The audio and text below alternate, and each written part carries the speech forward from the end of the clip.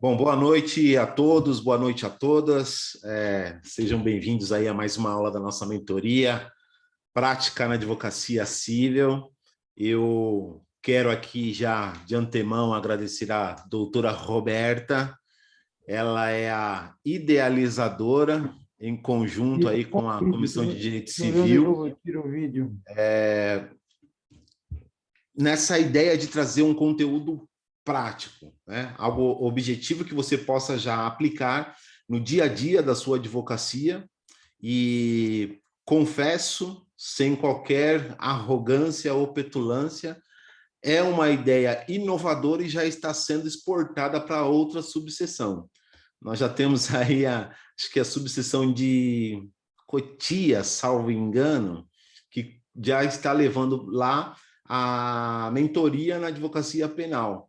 Então, assim, a ideia é inovadora e o objetivo é trazer subsídios aí para que você possa desenvolver, né, a atividade prática.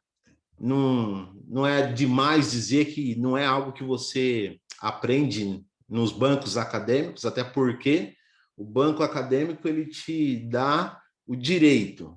Você se torna bacharel em direito. A advocacia é uma outra coisa, a magistratura também é uma outra coisa, a promotoria é uma outra coisa, cada um com o seu detalhe. Então, escolhemos a dedo os nossos professores e hoje eu quero apresentar, para quem não conhece, tenho certeza que você conhece, em algum momento na sua vida, você já deve ter ouvido falar do Fábio Cáceres, um amigo, né, um amigo que a ordem nos deu, um amigo que a docência nos deu, e falei para o Fábio o seguinte, que eu fiquei muito feliz, que na minha aula teste, lá com a Regina, do antigo Andreucci, ela falou, nossa, sua aula parece a aula do Cáceres. Eu falei, meu Deus do céu, quem dirá eu ter uma aula parecida com a do Cáceres? Ela falou, é igualzinho.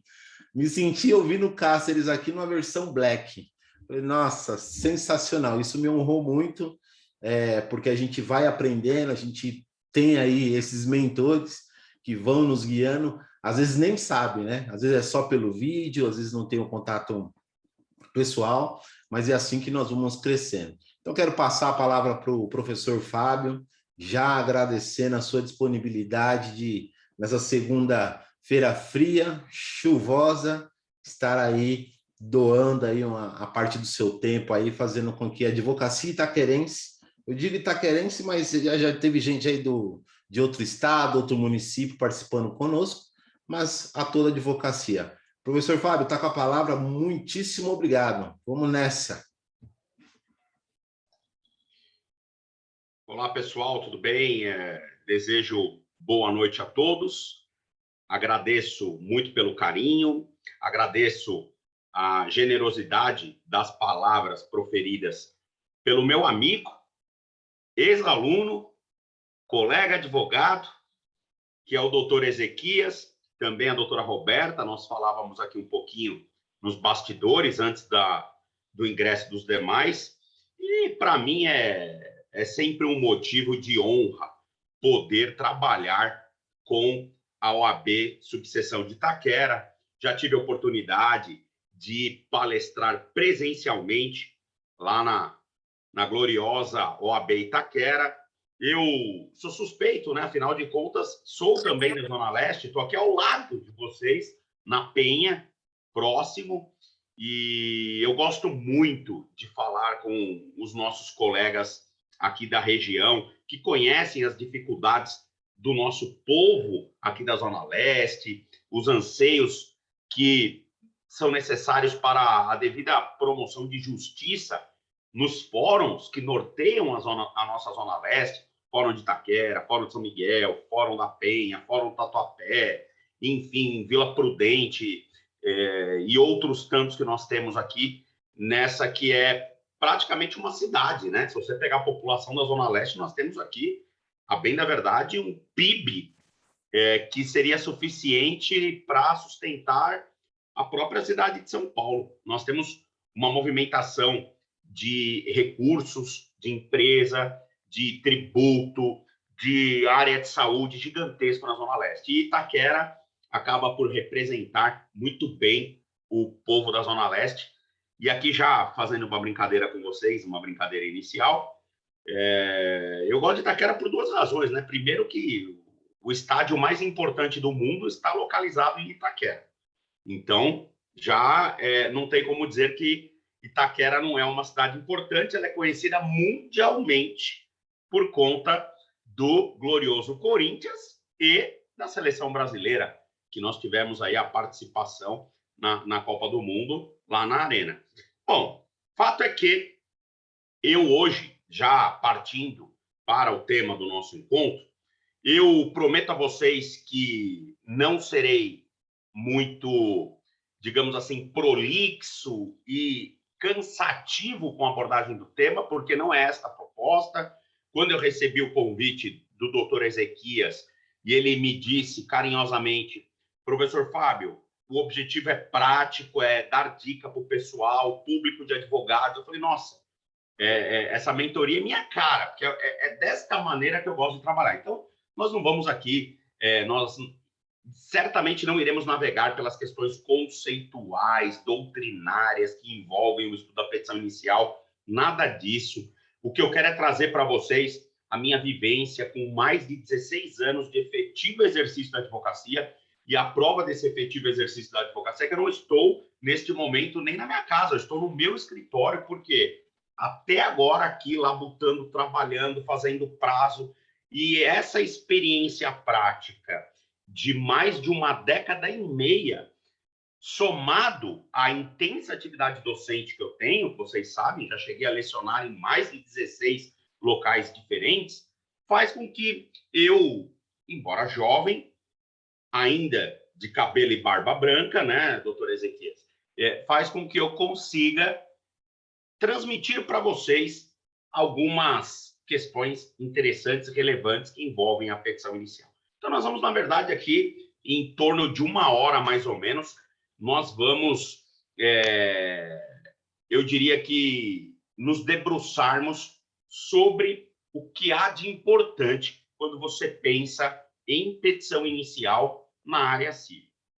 Bom, primeira localização desse estudo dentro do acervo processual civil. Então, nós temos o estudo da petição inicial lá no artigo 319, a partir do artigo 319 do Código de Processo Civil, código esse conhecido como Código Fux, né? Porque ele foi idealizado, esculpido por outros tantos juristas, mas de maneira embrionária, principalmente pelo ministro Fux, que resultou na promulgação da Lei 13.105 de 2015, que é o novo CPC, que já não é tão novo assim, mas e que entrou em vigor, embora seja de 2015 a data da promulgação, em março de 2016. Então, nós temos aqui já um código que está na ativa há alguns anos, já temos interessantes reflexos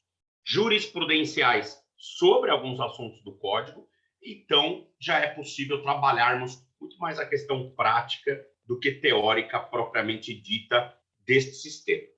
E aí, quando você visita o artigo 319, você encontra modificações sensíveis na estrutura da petição inicial. Isso porque, quando você analisa a sistemática anterior, ou a sistemática do código do professor Alfredo Buzaide, de 1973, salvo engano, lá no artigo 282, você pega o 282 do antigo sistema, que trata da inicial, e faz um cotejo analítico com o artigo 319 do Código de Processo Civil atual, você vai verificar alterações relevantes e sensíveis. Algumas com aspecto filosófico e outras com impacto prático interessante.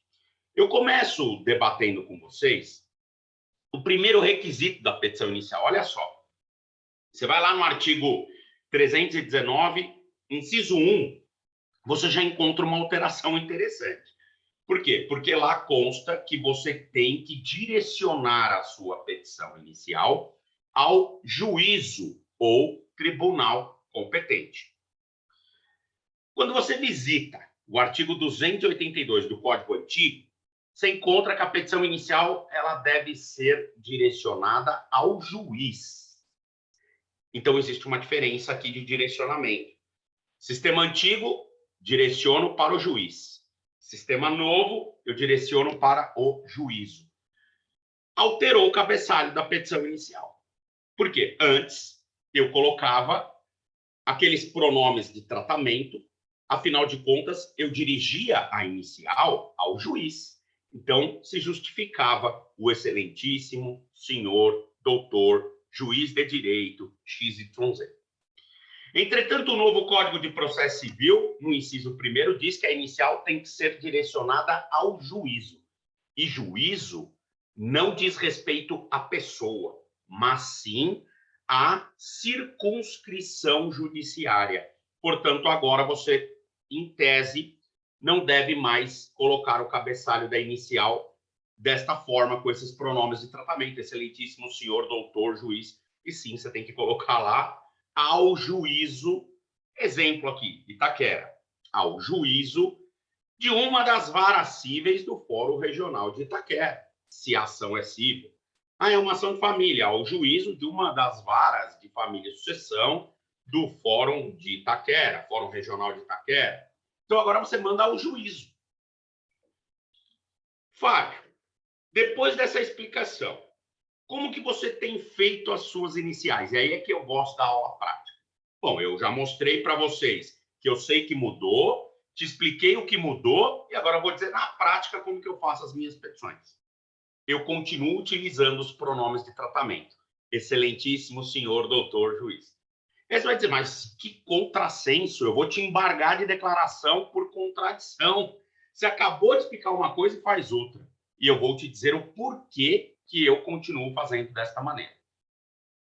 Historicamente, nós temos no Brasil uma prestação jurisdicional nominada. O que é uma prestação jurisdicional nominada? Quem julga o seu caso não é o juízo, é o juiz. Tanto que quando você se depara com uma decisão, consta lá, fulano de tal, juiz de direito. Se muda o juiz, muda o cadastro do fórum. Quando você recebe a sentença, consta lá, juiz de direito. Diferentemente de alguns países europeus, em que nós temos a jurisdição em branco, ou seja, a jurisdição inominada, a jurisdição sem nome, aqui no Brasil nós temos jurisdição nominada. Eu vou dar um exemplo. Em países que adotam a ideia de jurisdição sem a identificação do magistrado, em especial no âmbito do direito penal, que é para preservar a integridade física e psíquica dos julgadores, você não encontra nos pronunciamentos o nome do magistrado, mas você encontra lá assim, juízo da tal vara, ou juízo da Y vara. Quem proferiu a decisão? O juízo daquela vara. Quem foi? O João, o Roberto ou o Mário? Não sei, foi o juízo daquela vara. Só que no Brasil, não. No Brasil, nós temos uma jurisdição nominada. Quem decide é o magistrado ou a magistrada que está ocupando o cargo na vara. E o advogado se comunica, portanto, ainda com o juiz ou a juíza que irá julgar o caso. Nós não nos comunicamos com o juízo. Eu me comunico com quem decide. E quem decide é o juiz ou a juíza. Ademais, trata-se de um dogma de comunicação entre a advocacia e a magistratura. Desde sempre houve este tratamento de comunicação, este link de comunicação entre a advocacia e a magistratura. De modo que não há, no meu sentir, uma motivação suficiente, ainda que tenha ocorrido a alteração da lei, para quebrar esse histórico paradigma de tratamento. Eu acho que a lei não é suficiente a quebrar este dogma, a romper com esta tradição. E eu, particularmente, não me sinto confortável em seguir a regra fria estipulada pelo 319, inciso 1, que pede o cabeçalho direcionado ao juízo, e eu me permito continuar apegado à tradição do direito e enviar as minhas petições ao excelentíssimo senhor doutor juiz ou excelentíssima senhora doutora juíza. Pois bem, esse é o primeiro ponto. Uma outra questão interessante, aqui dica prática, certamente muitos dos senhores já tiveram problema com isso, diz respeito ao segundo requisito da petição inicial, 319, inciso 2. Lá no 319, inciso 2, nós encontramos algo interessante, que é o quê? A informação das partes com as suas respectivas qualificações. O novo Código de Processo Civil, ele teve uma alteração relevante dentre os requisitos de qualificação das partes, que é a necessidade de informar o endereço eletrônico das partes. Então, o famoso e-mail do autor e do réu. Além de a lei prestigiar algo que nós já fazíamos antes, que é colocar o quê? O número do CPF, se for pessoa física, ou o número do CNPJ, se for pessoa jurídica. Então, você tem lá as qualificações que já existiam no passado, que eu não vou ficar aqui falando, né? Nacionalidade, estado civil e outras coisas tantas. E o que mudou? O Código Novo exige que você coloque o CPF se for pessoa física ou o CNPJ se for pessoa jurídica. Mas a gente já fazia isso antes. Então, um impacto. Ele exige o endereço eletrônico. Pois é, a gente não fazia isso antes. Agora você tem que fazer. E aí aqui tem uma situação interessante. Eu já me deparei com situações nas quais o juiz pede para você emendar a petição inicial sob pena de extinção para que você informe o e-mail do réu ou do autor, que é o endereço eletrônico, ou dados que o artigo 319, inciso 2º, exige. Eu não vou ficar aqui citando nomes, obviamente, mas, coincidentemente, eu tive esse problema, adivinha onde? No Fórum Regional de Itaquera. Então, eu distribuí uma inicial lá no Fórum Regional de Itaquera para uma das varas cíveis e veio como resposta o seguinte: emende a petição inicial no prazo de 10 dias para informar o endereço eletrônico da parte e para informar os demais dados de qualificação sob pena de indeferimento. Bom, vamos fazer uma análise dessa decisão. Decisão, inclusive, não muito antiga, foi agora, durante a pandemia. Bom, primeira análise, sob pena de indeferimento. Então, veja que o magistrado sinalizou que se eu não emendasse a minha inicial, ele ia indeferir.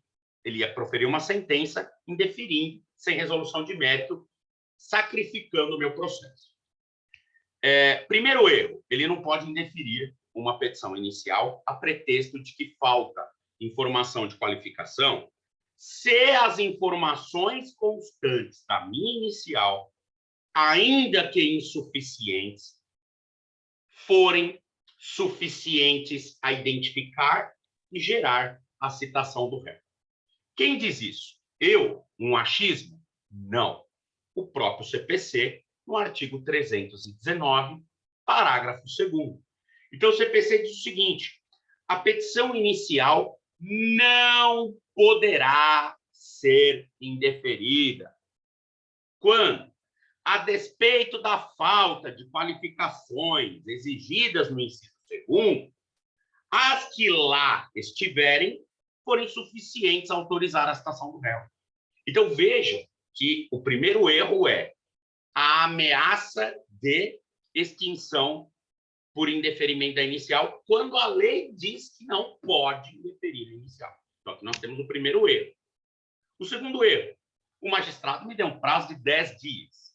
O artigo 321 diz que o prazo de emenda no novo código é de 15 dias. Ou seja, eu não sei se eu é que desconheço o novo código e por isso sofri o comando de emenda, ou se o magistrado que recebeu minha inicial desconhece o novo código, mandando eu arrumar o que a lei diz que não precisa e me concedendo um prazo diferente daquele que a lei determina.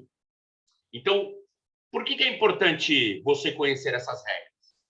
Para que você tenha segurança em discuti-las. Eu, obviamente, embarguei de declaração dizendo há uma obscuridade. Qual é a obscuridade?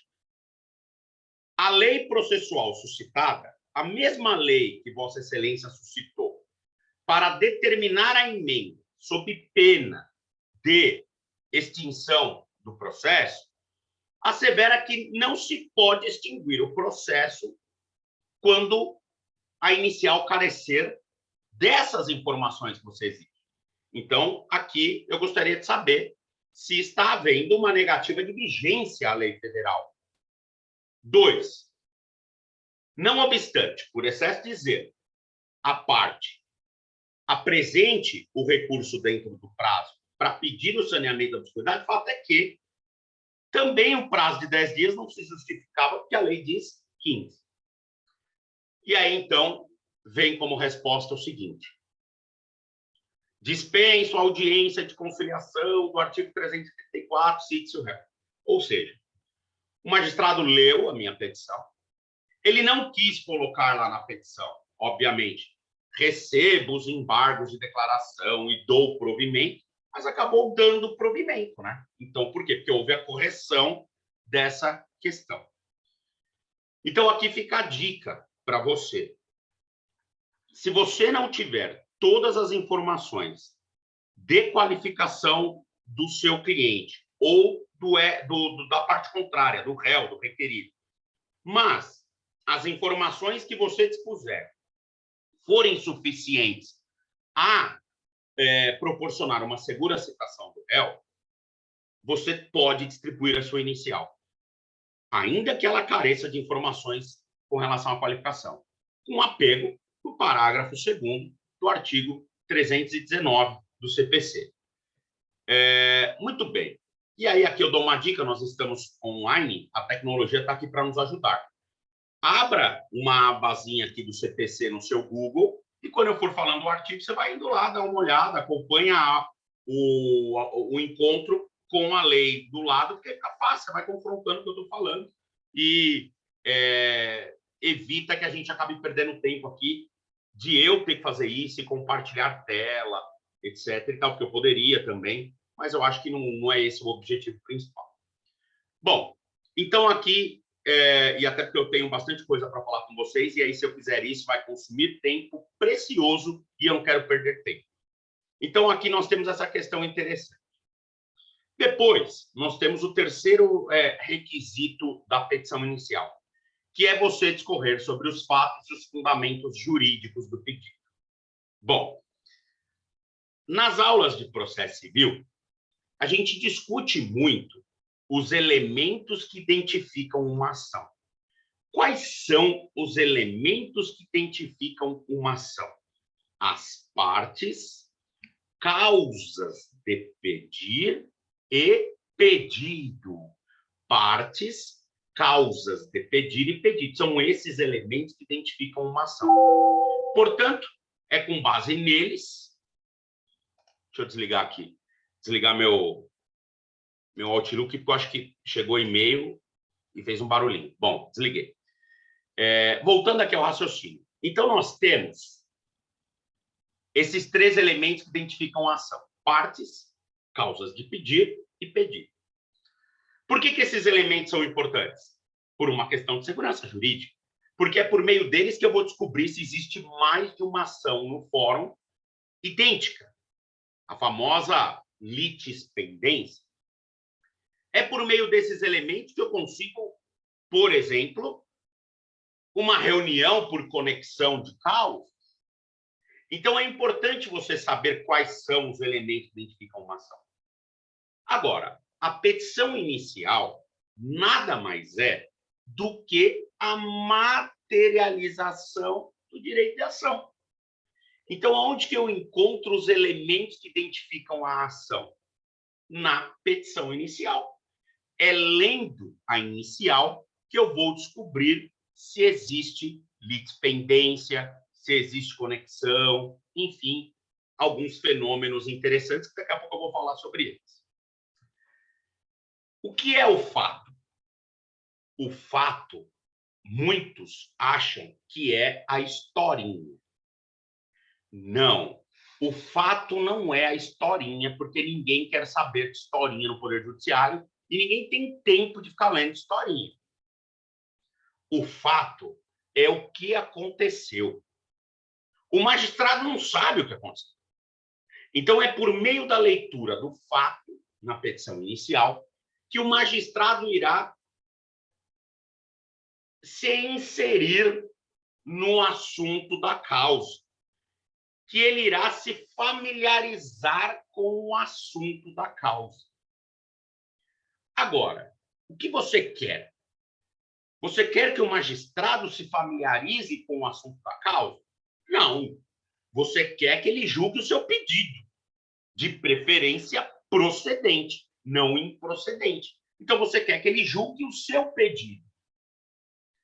Agora, para julgar o seu pedido e dizer se é procedente ou improcedente, o magistrado precisa se familiarizar com a causa.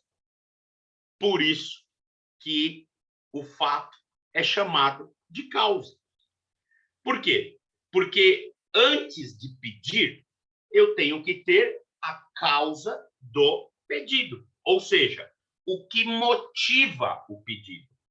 E a primeira pergunta que eu faço quando o assunto é o que motiva o pedido é perguntar o seguinte: a pergunta que o magistrado faz em sentido abstrato.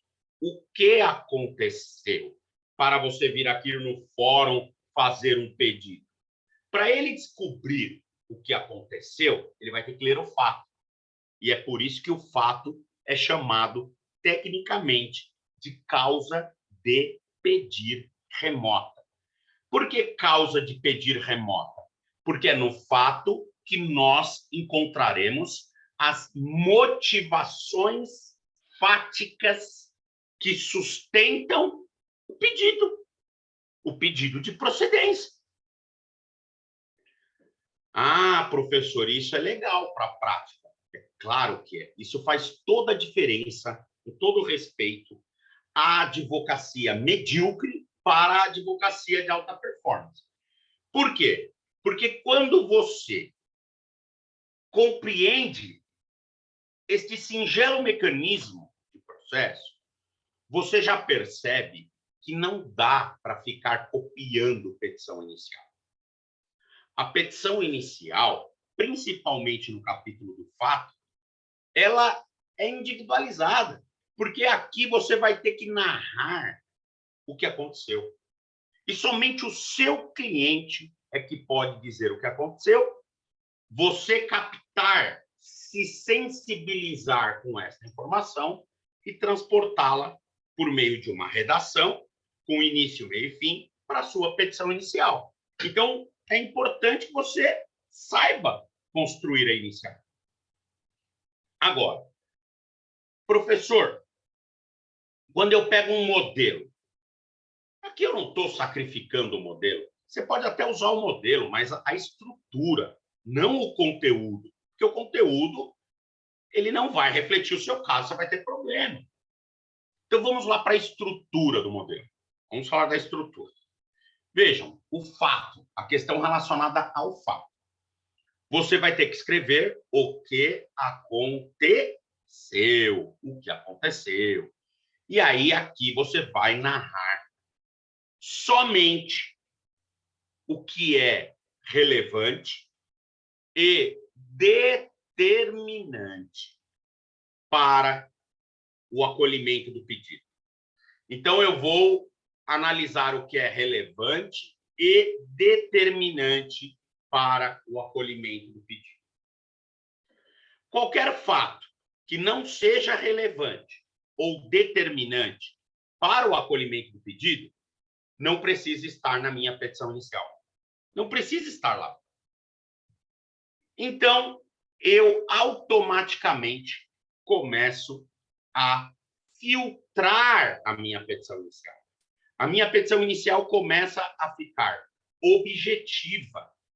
E, obviamente, a inicial objetiva, ela fica, eu costumo dizer que como uma navalha, perigosa. Perigosa no bom sentido. Eu quero ver a parte contrária, o advogado da parte contrária, contestar uma petição inicial feita deste modo artesanal, em que você construiu o fato com qualidade. E não é qualquer coisa. Você não fez ali um capítulo de aquilo que nós chamamos coloquialmente de encheção de linguiça. Um monte de coisa que não precisa. Não, você colocou somente o fato relevante e determinante. E, por vezes, em uma lauda de Word, você descreve o fato relevante e determinante. Você não precisa mais do que isso. E aí você vai falar, pô, mas aí a minha inicial vai ficar com 3 folhas. Ótimo! Essa é uma inicial tecnicamente perfeita. Agora, se ela ficar com 300 folhas ou 300 laudas, já é preocupante. Por quê? Quero ver quem vai ler essa inicial. E outra, processo, doutoras e doutores, não é mestrado e doutorado, não é pós-graduação, que você fica fazendo produção acadêmica. Processo é instrumento para você solucionar a vida de pessoas que estão aflitas por justiça. Então, quanto mais ágil, objetivo e pontual for o trabalho, melhor. Eu costumo dizer que na aula de cirurgia, a aula é longa. O conceito de coração, quais são as camadas que, enfim, estão norteando o coração, a válvula, enfim, o A, o B. A aula é longa. Agora, quando o cirurgião cardíaco está no hospital e chega o paciente e ele precisa operá-lo, ali não dá para brincar com teoria, não. Ali ele tem que ser rápido. Por isso que em toda a sala cirúrgica tem um relógio gigante, que é para mostrar para o médico que ele corre contra o tempo. Cada minuto é um risco para o paciente. E o processo civil é a mesma coisa. Na hora que você está no fórum construindo as peças, ali você tem que ser rápido, objetivo.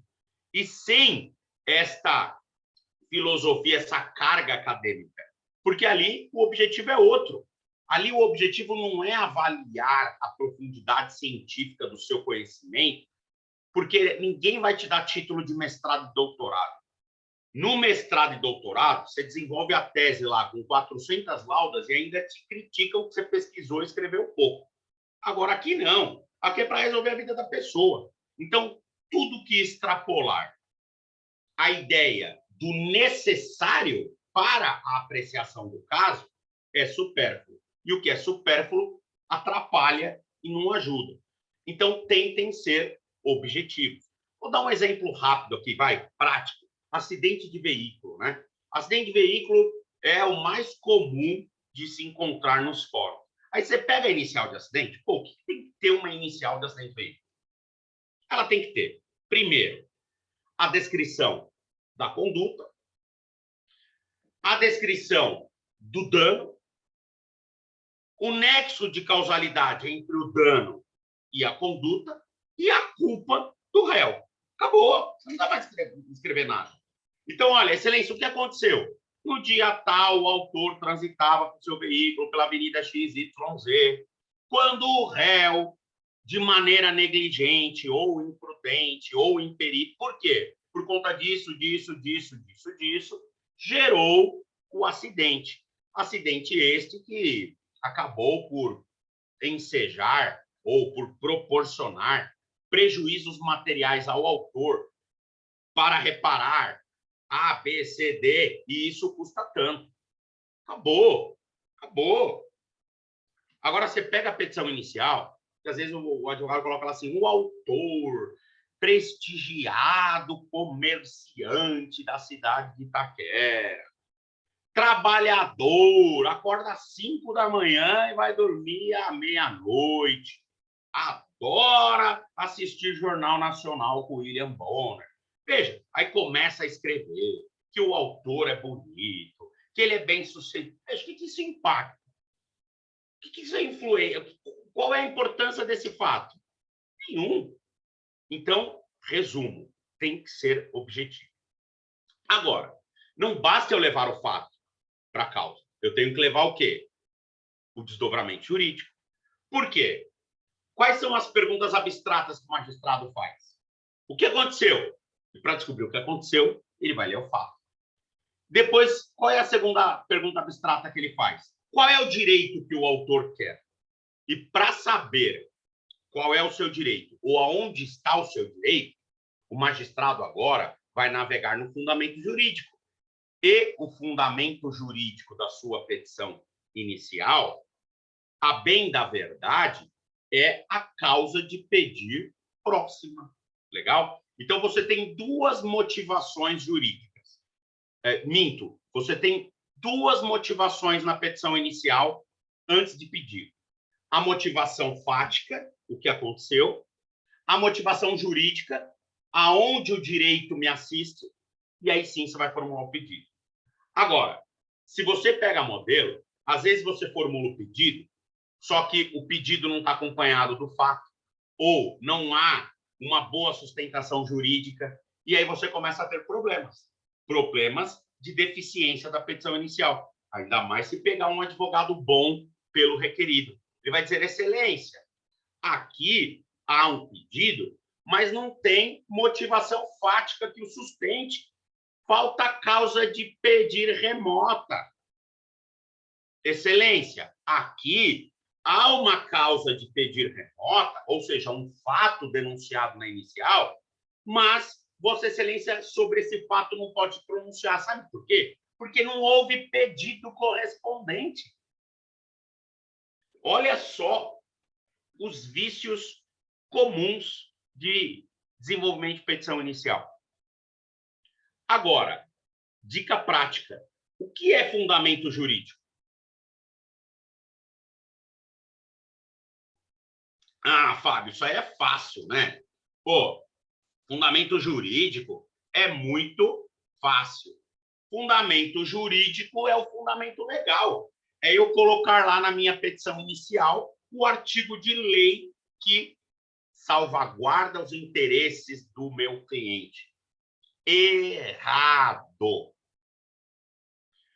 O requisito da petição inicial 319, inciso 3º, é fundamento jurídico. Fundamento jurídico não deve ser confundido com fundamento legal. São coisas diferentes. Primeiro ano da faculdade. Direito civil. Deixa eu brincar um pouco com vocês aqui. Quem se recorda da aula de direito civil? Primeiro ano da faculdade. Tá lá todo mundo, né? Sentadinho, empolgado. A primeira aula de direito civil. Todo mundo sentadinho lá na faculdade. Parece criança no prézinho, com plástico verde na mesa, um caderno para cada matéria, direito civil, direito penal, introdução ao estudo do direito. Você vai com uma pilha de cadernos, né? Um para cada matéria. Estojo, caneta vermelha para marcar títulos, caneta preta, caneta azul, lápis, borracha. Olha que coisa mais bonitinha, né? Aí no segundo ano, você tem só um caderno e uma caneta para anotar tudo. No terceiro ano, você tem o caderno, não leva caneta e pega emprestado para o colega do lado. No quarto ano, você já não tem nem caderno e caneta, você fica tirando cópia do seu amigo que copia tudo. E no quinto ano, você já acha que é advogado, né? Você só vai na faculdade para responder chamada. Então, vejam, essa é a história de estudante de direito. Agora, a bem da verdade é que lá no primeiro ano, a primeira aula de civil, o professor fala do quê? Fontes do direito. E é ali que você descobre como que o direito nasce, como que o direito se revela. E o que nós aprendemos? Que o direito se revela, no mínimo, por 7 pontos. No mínimo. Vamos aqui rememorá-las. Lei. Lei é uma fonte. Doutrina. Jurisprudência. Princípios gerais. Analogia. Equidade. Costumes. Ó, falei das 7 aqui. Portanto, a lei representa para o direito um sétimo da ciência. Porque eu posso ter direito onde não há lei.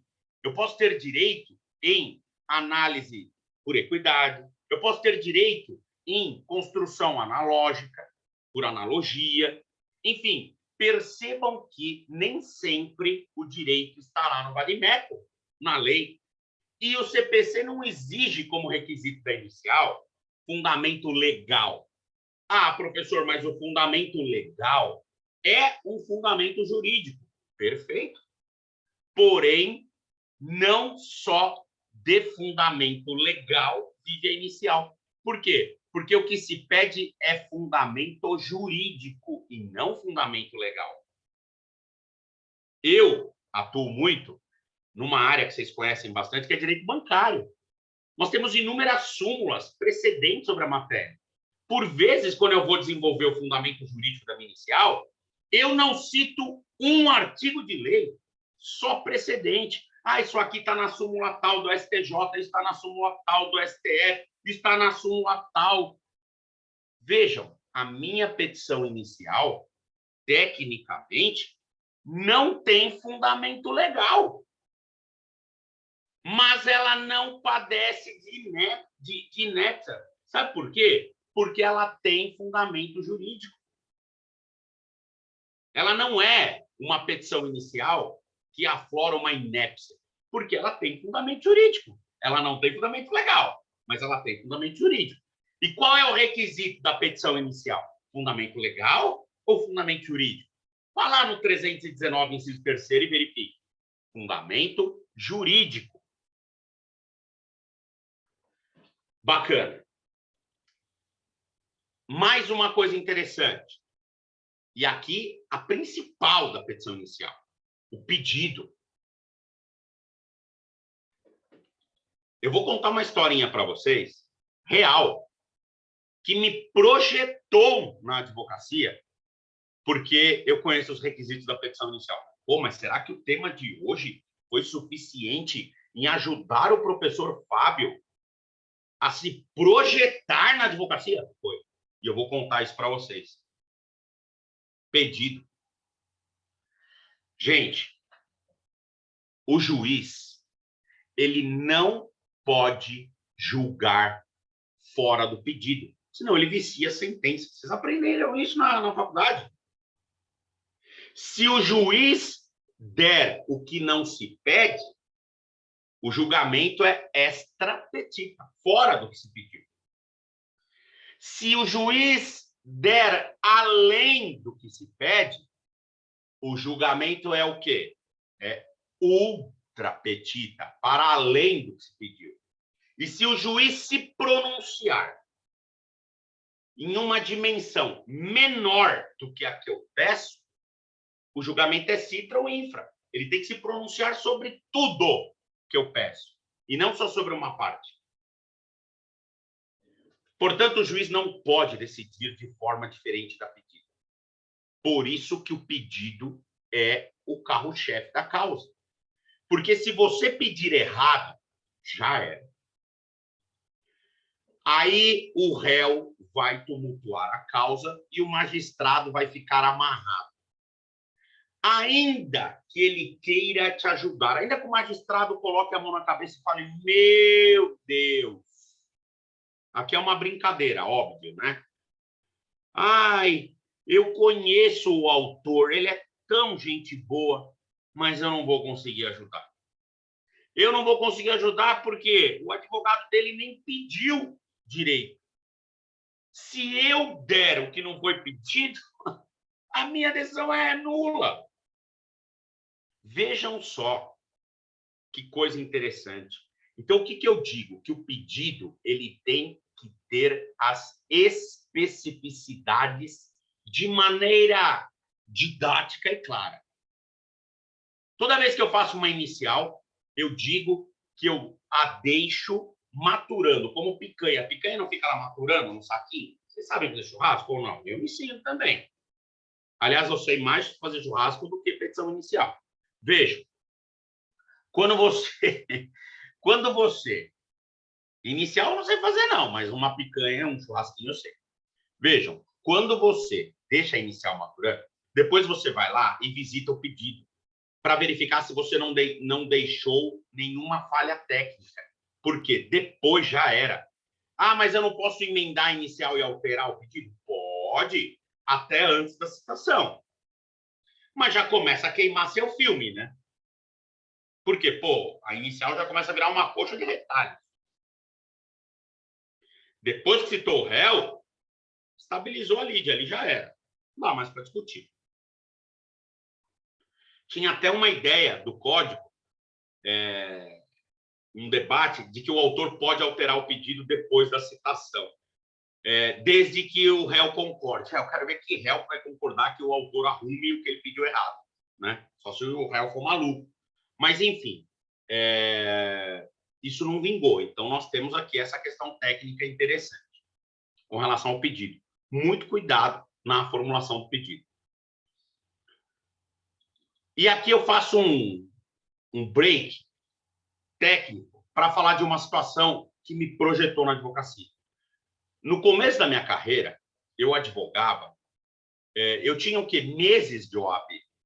Eu advogava para um escritório que defendia bancos. Isso lá em 2006, comecinho de 2006, mais ou menos. E olha que interessante. Veio para as minhas mãos uma execução. E ali havia uma discussão de um direito do exequente, que era autor da causa, em torno de R$150 mil.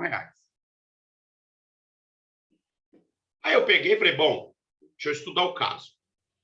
Quando eu fui estudar o caso, o que motivava aquele pedido de aproximadamente R$150 mil era como que eu posso explicar para vocês para não ter que discutir contrato aqui? Era uma cláusula do contrato, certo? Então, tinha lá uma discussão contratual, que passou pela fase cognitiva de conhecimento, e aí tinha uma cláusula que dava ao autor da ação o direito a 150 mil. Aí eu falei, bom, deixa eu ver se ele pediu nos termos da cláusula, né?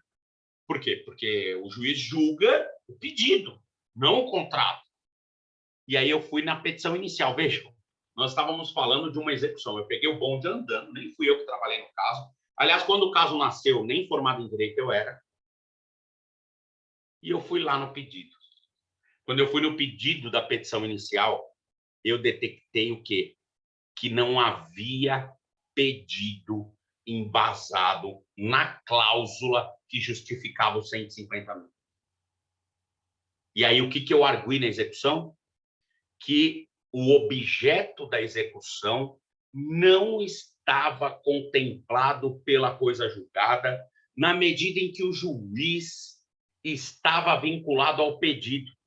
E, aliás, nem poderia decidir diferente, sob pena de viciar o julgamento com pronunciamento extrapetita. E que a inicial nunca discorreu de forma específica sobre aquele pleito.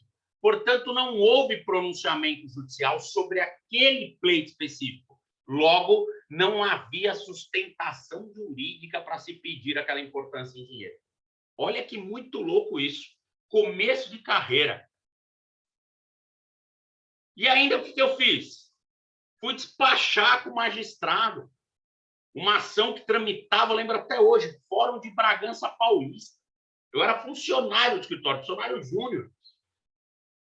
Eu falei, olha, eu acho que eu vou conseguir resolver isso. Enfim, me mandaram para a rodoviária, peguei o ônibus, fui para Bragança, despachei com o magistrado. E eu lembro até hoje, o magistrado olhou para mim assim, novinho, e falou, doutor, resumidamente, você está querendo dizer que a execução é nula? Ele disse assim, não, ele disse assim, ó, resumidamente, o senhor está querendo dizer que a minha execução é nula? E eu falei, excelência, resumidamente, o que eu estou querendo dizer é que a execução não tem lastro na coisa julgada. Agora, eu entendo que ela é nula, e eu não estou dizendo que é a sua execução, até porque o que é seu aqui é a coisa julgada, aquilo que você decidiu. e o que se executa não reflete aquilo que você decidiu. Aí o juiz olhou para mim e falou assim, doutor, a questão requer uma análise pormenorizada da sentença e do acordo que transitaram em julgado. Eu falei, perfeito. Ele falou, eu preciso de alguns dias. Eu falei, ótimo. Fui embora. E lá não era processo digital naquela época. Você entrava no sistema, você via assim, concluso para despacho. Aí eu ficava acompanhando todo dia. Até que 3 dias depois veio lá assim, devolvido com decisão. Mas qual era a decisão? Não sabia, não tinha, eles não colocavam no sistema. Lá vou eu desesperadamente para Bragança Paulista para ver o que era o devolvido com decisão. E para minha alegria, satisfação, realização profissional, o juiz concordou comigo. E ele anulou toda aquela questão de cumprimento de sentença e ele disse que a questão era de ordem pública, que ele, inclusive, poderia ter feito isso de ofício. Só que a minha manifestação serviu como um alerta. Olha que legal. E aí eu volto para o escritório para dizer para os sócios que aquela causa de 150 mil estava zerada. Sabe por quê? Porque eu conheço fundamento de petição inicial. Vejam, eu resolvi um problema de execução porque eu conheço o fundamento de petição inicial. Ah, Cáceres, você está falando aí de artigo, estou vendo que você não lê nada, você nem está com o código aberto, mandou a gente acompanhar. Aonde que está escrito que é proibido ao juiz julgar de forma diferente da pedida? Olha, eu ouso arriscar que está no artigo 496 do Código de Processo Civil. Deixa eu compartilhar minha tela aqui com vocês, ou eu não consigo compartilhar? Eu não consigo, ó. É porque eu não sou... Deixa eu te... Eu não sou o anfitrião aqui, doutor Ezequias, ó. Vê aí, acho que agora você consegue. Agora eu consigo. Boa. Calma aí. Deixa eu só mostrar para o pessoal. Isso aqui é muito legal que eu vou falar. CPC. Calma aí, gente. Estou fazendo o que vocês estão fazendo aí. Eu estou aqui no Google. Abri meu CPC.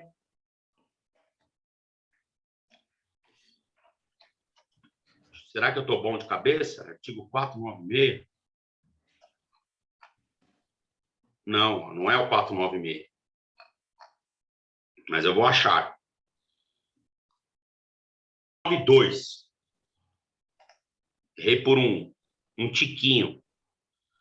Bom, pessoal, olha só. Eu vou compartilhar a tela. Agora vocês estão visualizando minha tela aí ou não?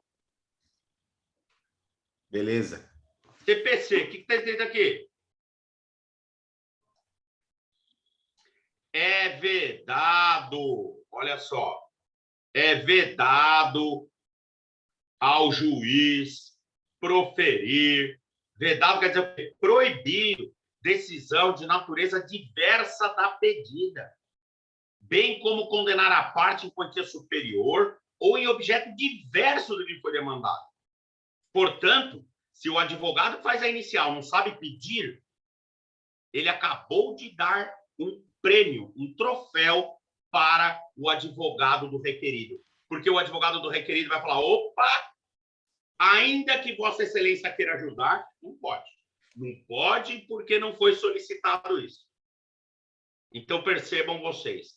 Vou dar aqui um stop share para parar com essa transmissão. Percebam vocês que interessante esse dispositivo do código. Será que é importante saber pedir? Claro que é. Acabamos de ver aí. Mais uma coisa. Esse caso, só para concluir o raciocínio desse caso. Que fim levou, né, este caso? Olha que interessante. Quando o magistrado proferiu essa decisão, ele determinou que o exequente se manifestasse corrigindo o objeto da execução, na mesma decisão, para o que estava na coisa julgada, que era uma porcaria, não tinha nada, porque pediu tudo errado. E aí o que aconteceu? O advogado apresentou uma apelação contra essa decisão, que me beneficiou. mais um erro. Por quê? Porque quando o magistrado decidiu e ele disse que deveria prosseguir com a retificação do comando, isso era uma decisão interlocutória, então ele deveria ter interposto o agravo de instrumento e não apresentado a apelação. Então houve um erro no recurso. E aí também eu abri uma preliminar dizendo que o recurso sequer deveria ser conhecido, pois o recurso adequado ali não era apelação, mas agravo de instrumento, e acabou que essa tese também deu certo. E aí é que eu digo, quem sabe processo civil ou quem gosta de processo civil, nada de braçada no Poder Judiciário. Por quê? Porque você conhece as ferramentas necessárias para corrigir eventuais desacertos ou eventuais alterações de rota da lide. Avançando, e eu prometo para vocês que eu não vou me estender muito, acho que já tenho mais de uma hora aqui de palestra, não sei, porque eu vou me empolgando, eu não fico controlando o tempo, mas acho que já tem mais de uma hora aí, né, doutor Ezequias? Não lembro, acho que eu comecei às 7h40, enfim. Bom, É mais ou menos, está batendo uma hora, mais ou menos. Então, tranquilo. Então, a gente fica aqui, eu não vou me estender mais do que 4 horas, então dá para o pessoal esperar aí mais 3 horas. Estou brincando.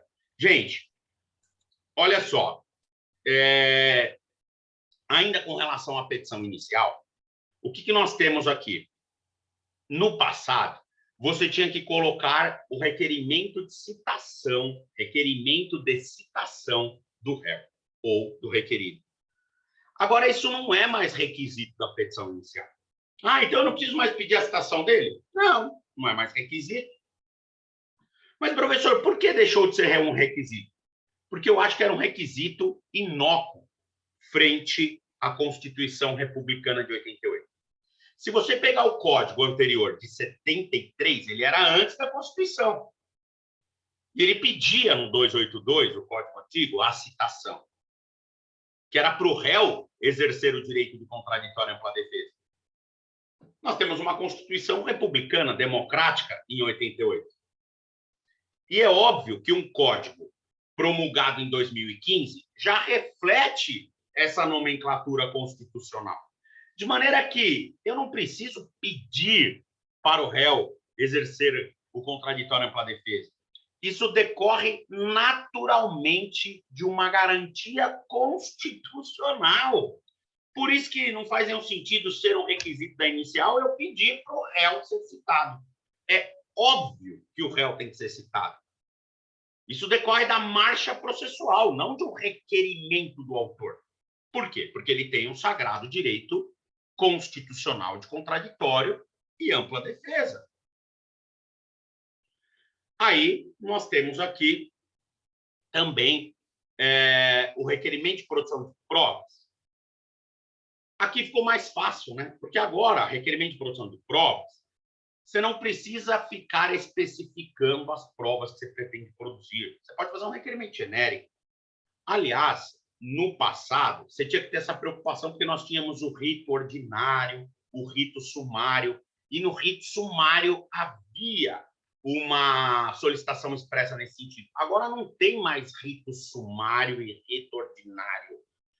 Tudo virou, a grosso modo, procedimento comum. E aí nós temos os procedimentos especiais, o procedimento de execução e o cumprimento de sentença.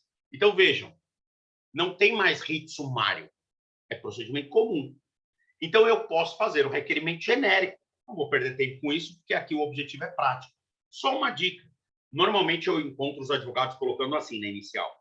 Requer-se provar o alegado por todos os meios de prova em direito admitidos, em especial prova documental, pericial, testemunhal e não sei o que mais.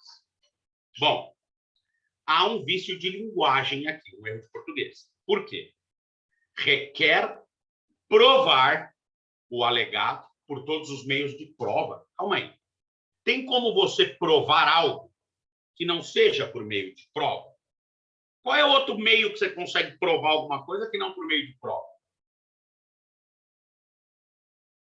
Então, essa frase, ela é uma frase que revela um pleonasmo, uma redundância. Você não precisa colocar requer provar o alegado por todos os meios de prova. Você pode colocar assim, requer provar o alegado por todos os meios em direito admitidos. Pois é óbvio que se você quer provar, só pode ser por meio de prova, né? Não tem outro meio. Legal. Um requisito que não existia no passado e que agora o autor tem que colocar na inicial. Se ele tem ou não interesse pela conciliação. É requisito, e se você não colocar, o juiz vai mandar emendar a petição inicial por causa desse detalhe.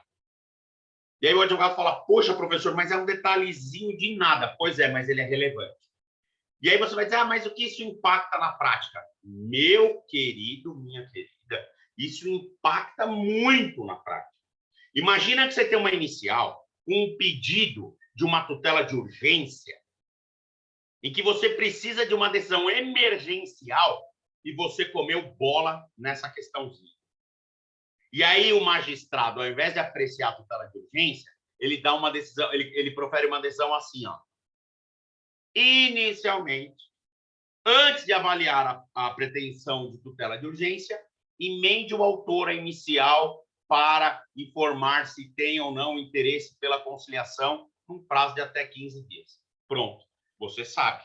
Até você fazer a petição, até juntar a petição, até voltar à conclusão do magistrado, para ele, enfim, apreciar a tutela de urgência, olha quanto tempo você prejudicou a análise da urgência, porque você esqueceu desse detalhe.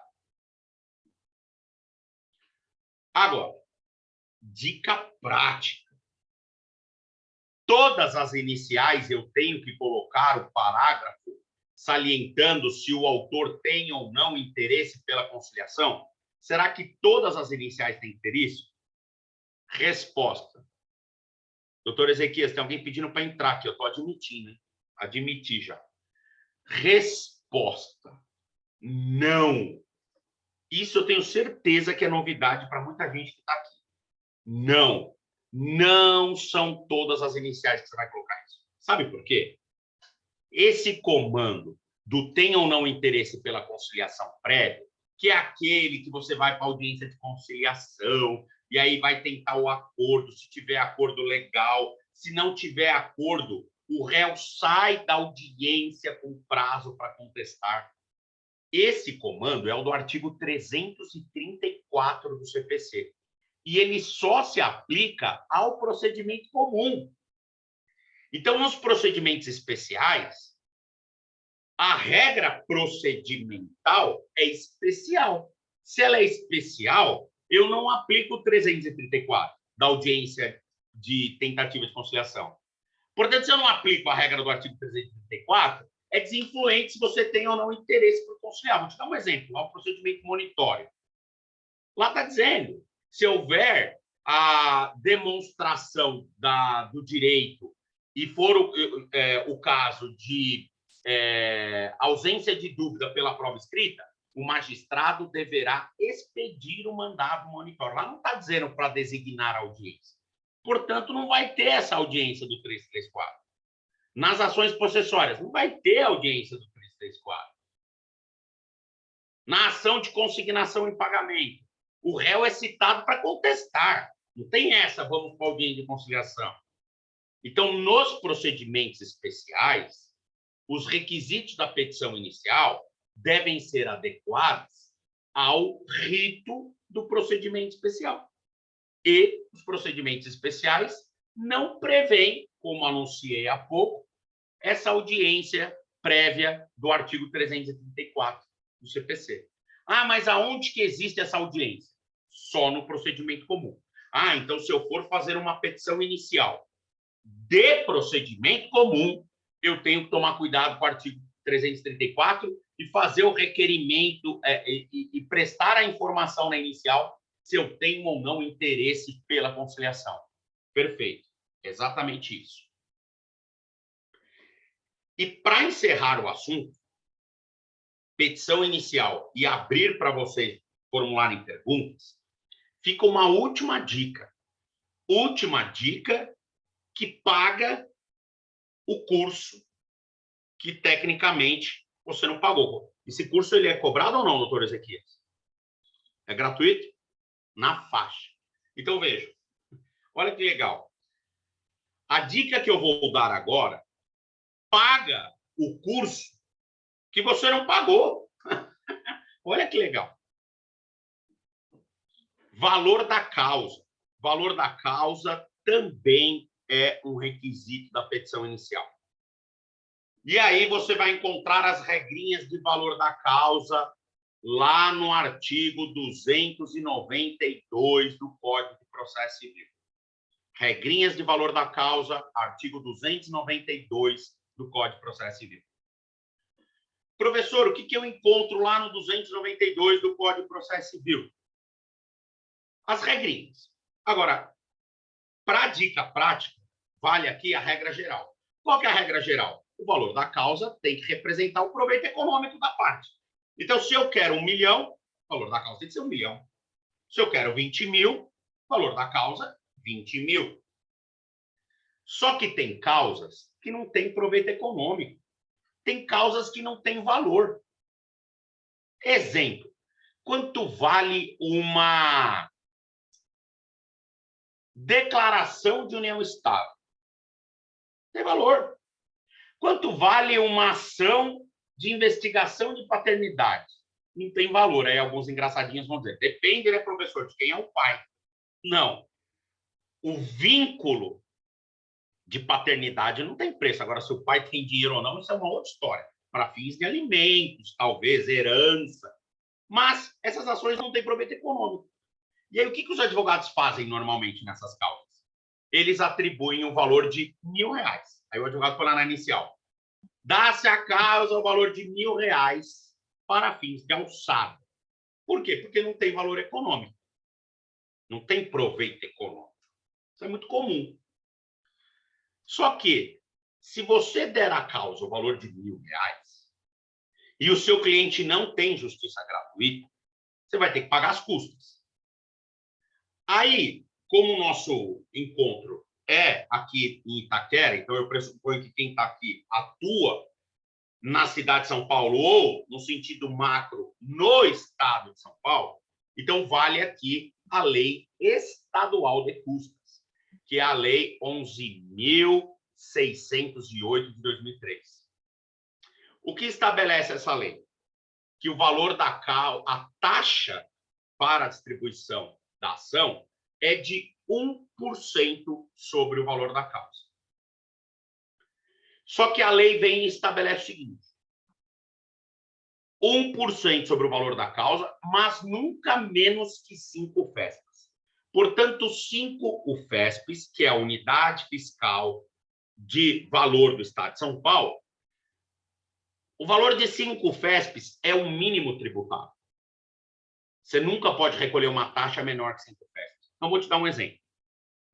Lá naquela causa de investigação de paternidade, que não tem proveito econômico, você colocou lá como valor da causa R$1.000.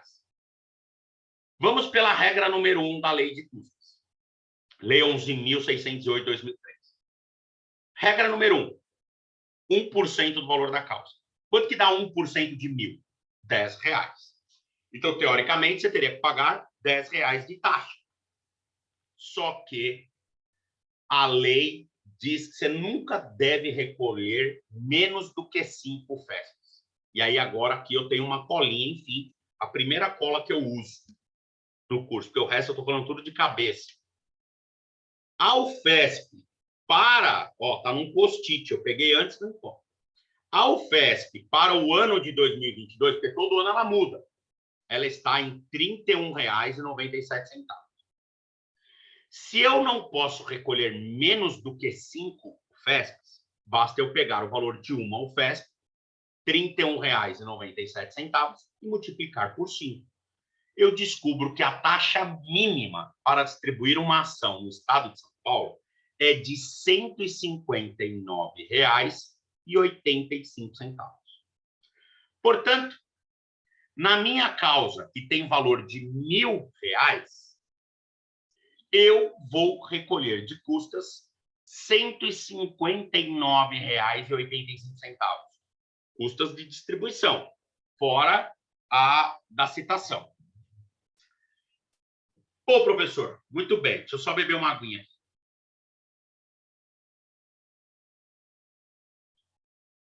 Bom, professor, muito bem, legal. E o que você está querendo dizer? Eu estou querendo dizer o seguinte: você trabalha e ganha essa causa. Você ganhou essa causa de R$1.000. Agora nós vamos falar de sucumbência. O que estabelece o artigo 85, parágrafo 2º do CPC, que trata de sucumbência? Que o juiz condenará o vencido a pagar ao advogado do vencedor sucumbência que deve variar de 10% a 20% do valor da condenação, ou proveito econômico, ou valor da causa. Bom, a sua causa não tem valor da condenação porque a condenação não é pecuniária, é uma condenação constitutiva de direito, declaratória de paternidade. Então, não tem condenação. Proveito econômico, no seu caso, também não tem proveito econômico, tem proveito jurídico, que é o reconhecimento do vínculo parental. O que sobrou para o juiz como parâmetro? O valor da causa. E aí ele vai lá no valor da causa e coloca lá que fixa os honorários em 10% do valor da causa. Veja, se ele fixar os honorários em 10% do valor da causa, você deu R$1.000 à causa. Você acabou de ganhar R$100 de sucumbência. R$100 de sucumbência é menos do que o seu cliente pagou de taxa para ingressar com a ação. Porque para ingressar com a ação ele gastou R$159,85. Você ganhou 100 de honorário. Agora, se você pegar um juiz, gente fina, que gosta de advogado, e ele diga assim, eu vou dar o honorário máximo, que é raro, hein? E ele fixa lá 20%. 20% de R$1.000, R$200. Veja que você recebeu o honorário praticamente igual ao que seu cliente gastou de taxa. Então, qual é a dica que eu dou? Coloque o valor da causa sempre com lastro no mínimo tributável. Ora, se o mínimo tributável é R$159,85, neste caso, eu colocaria aqui, valor da causa, R$15.985. No lugar de 1.000, eu colocaria R$15.985. Quanto que o meu cliente iria pagar de custas? Exatamente a mesma coisa. Por quê? Quanto que é 1% de R$15.985? 1% representa R$159,85. Ou seja, ele vai pagar a mesma coisa de taxa. Só que eu, como advogado, vou ter um benefício sucumbencial infinitamente melhor do que aquele anunciado anteriormente. Porque se o juiz der agora 10% de sucumbência, ao invés de eu ganhar R$100, eu vou ganhar R$1.598,50. Veja, eu vou ganhar praticamente arredondando, R$1.600, no mínimo de 10%. Quando no exemplo anterior eu ganharia R$100. Agora, se eu pego um juiz gente boa e ele fixa esse valor de causa no teto de 20%, eu vou até fazer essa conta aqui, ó. 15.985 vezes 20%, eu vou ganhar de sucumbência R$3.197, ao invés de eu receber míseros R$200. Olha como a dica ela vale ouro para um curso que você investiu R$0.